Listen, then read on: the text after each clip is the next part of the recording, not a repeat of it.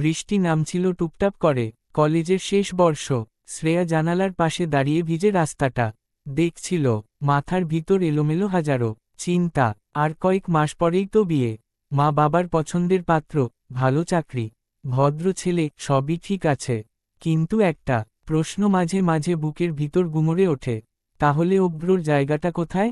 অব্রোর সঙ্গে পরিচয় হয়েছিল প্রথম বর্ষেই। ক্লাসে প্রথম দিন সে হঠাৎ এসে বলেছিল, তুমি হয়তো শ্রেয়া। হ্যাঁ, আমি অব্র। তোমার পাশে বসতে পারি? সেই থেকে শুরু। ক্লাসের ফাঁকে আড্ডা, ক্যান্টিনে একসাথে চা খাওয়া, গানের অনুষ্ঠান রিহার্সাল কি না করেছে তারা একসাথে। অব্র ভীষণ স্বপ্নবাজ। সে চায় বড় সাংবাদিক হতে, পৃথিবী ঘুরে ঘুরে গল্প বলতে।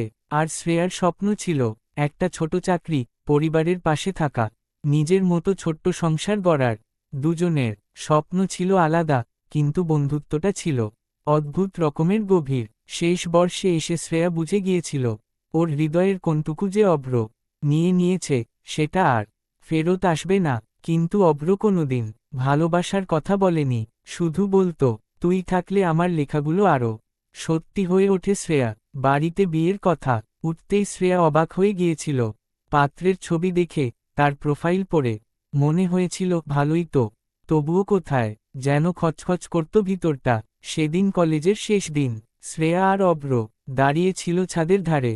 চারপাশে সব বন্ধুরা হাসছিল, ছবি তুলছিল। অব্র শুধু চুপ করে দাঁড়িয়েছিল।